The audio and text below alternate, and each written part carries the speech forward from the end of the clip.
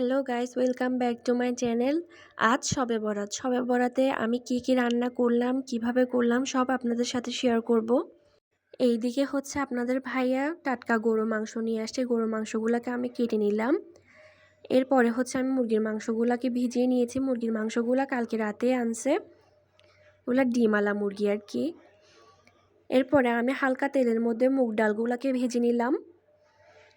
আরেক চুলায় হচ্ছে আমি 2 টেবিল চা চামচের মতো ঘি দিয়ে সুজিগুলাকে ভেজে নিচ্ছি ঝুরঝুরা করে। সুজিগুলা ভাজা শেষে একটা ফ্রাই প্যানের মধ্যে আমি পানি দিয়ে দিব। পানি দেওয়ার পর পানিগুলা কুসুম কুসুম গরম হয়ে গেলে আমি 1 কাপ পরিমাণে গুঁড়ো দুধ ইউজ করছি। সব কিছু মিশিয়ে নিয়ে আমি সুজিগুলা ঢেলে দিব। এরপরে চিনি আর হালকা লবণ দিয়ে সুজিগুলাকে আঠালো আঠালো করে রান্না করে নিব।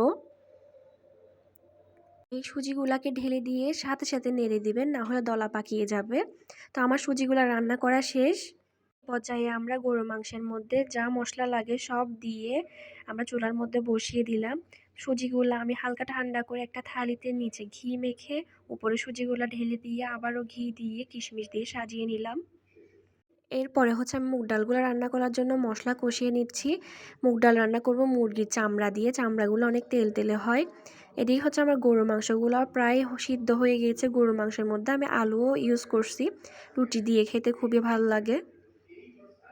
এইদিকে আমাদের মুগ ডালও রান্না শেষ হয়ে গিয়েছে। মুগ ডাল নামানোর পরপরই গরুর মাংসগুলাও হয়ে গিয়েছে। তো উপরে ঘি দিয়ে উপরে কাঁচামরিচ দিয়ে কয়েকটা আমরা দোনোটা তরকারি নামিয়ে নিলাম।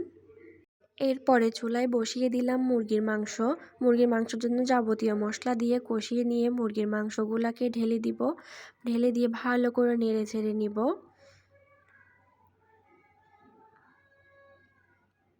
তার পাশে চুলায় হচ্ছে আমরা রান্না করব মিষ্টি কুমড়া। মিষ্টি কুমড়ার জন্য পেঁয়াজগুলোকে হালকা ভেজে নিয়ে সব ধরনের মশলা দিয়ে কষিয়ে নিয়ে মিষ্টি কুমড়াকেও সেম চামড়া আর কিছু হাড্ডি দিয়ে রান্না করব।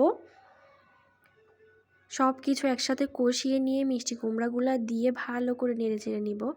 এদিকে আমার মুরগির মাংসগুলোও প্রায় হয়ে গিয়েছে। মুরগির মাংসগুলো নামিয়ে নিব।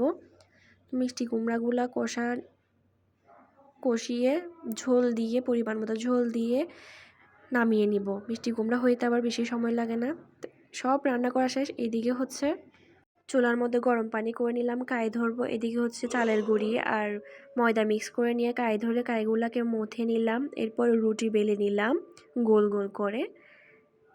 এরপর রুটিগুলাকে সেঁকে নিলাম। এরপরে আর কি সব কিছু নিয়ে খেতে বসে গেলাম।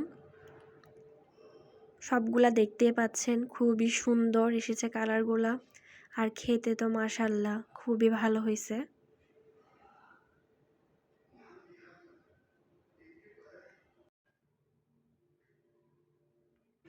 এবার হচ্ছে আমি খেতে বসলাম।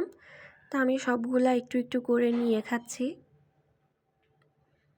ফার্স্টে গরু মাংস নিলাম, এরপরে মুরগি নিব, এরপর ডাল নিব। সবগুলো একসাথে নিয়ে সবগুলো খেয়ে দেখব কেমন হয়েছে।